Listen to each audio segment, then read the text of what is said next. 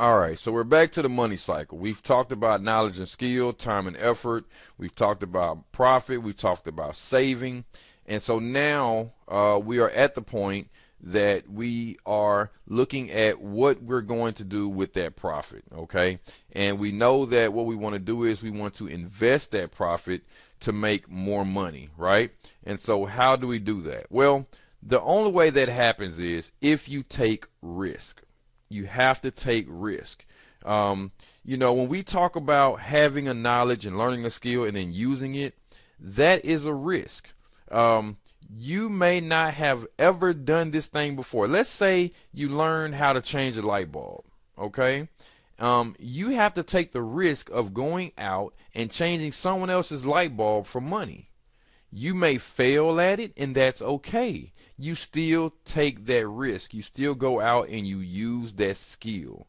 You have to take a risk. If you don't take a risk, you can't get anything back. One of the financial theories, the first one actually that I'm bringing up today is risk equals return. Risk equals loss. Okay? Small risk equals small return. It also equals a small loss. A big risk equals a big return. It also equals a big loss. Okay? So just want to look really quick here at this definition. It says risk is the potential of gaining or losing something of value. Okay?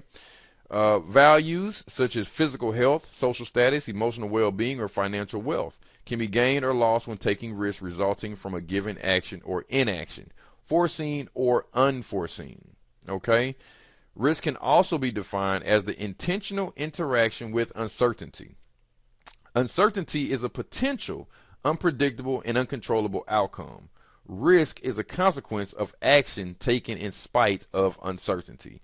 And my example of this is always when you're driving down the street and you come to an intersection, and that intersection has a traffic light there.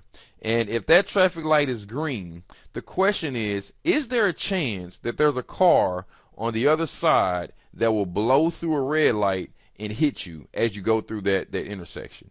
Of course there's a chance of that happening. Of course there is. The question is, when you go through that intersection, do you look both ways?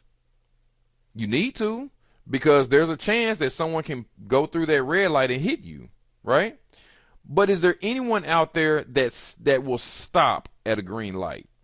Is there anyone out there that will stop at a green light and wait to watch and see that no one moves on the other side? No, most people don't. Most people continue through the intersection. A lot of people probably don't even look at the other intersection. They just continue straight through it with the understanding that no one's going to run the red light. But we know that's not true. So you're taking a risk when you're going through that intersection, okay? The question is are you calculating that risk, okay? And that's what we want to do. When we take a risk, we want to calculate those risks. Muhammad Ali: he who is not courageous enough to take risk will accomplish nothing in life. Okay, Mark Zuckerberg: the biggest risk is not taking any risk. In a world that is changing really quickly, the only strategy that is guaranteed to fail is not taking risk. And that's true. You know, if you don't take the risk and go across that intersection, you'll never make it to your destination. You have to take a risk. Every day that you wake up and you walk outside your door, you're taking a risk. You don't know what's waiting for you outside that door. Even if you look out your window to see what's outside the door, you still don't know, because anything can happen. It's a risk. And what we want to do is we want to take calculated risk. Now, I know you may be saying at this point in time, how do you calculate a risk? Well, there's two ways to calculate a risk. Number one is statistics. It's an actual mathematical formula and mathematical science that calculates risk.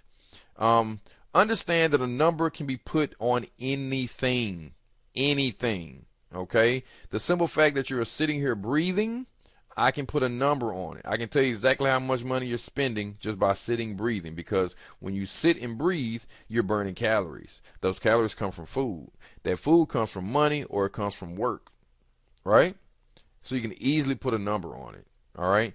So this is actuarial science. This is the type of science used for insurance. All right.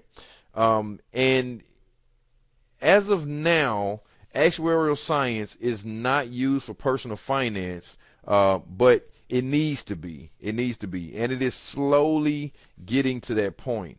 For a long time, actuarial science was only used for insurance. Now it's being used for finance, which is business decision making, and investing is being used for that as well. But it will at some point be used for personal financial decision making, as well as just personal decision making. It's really important.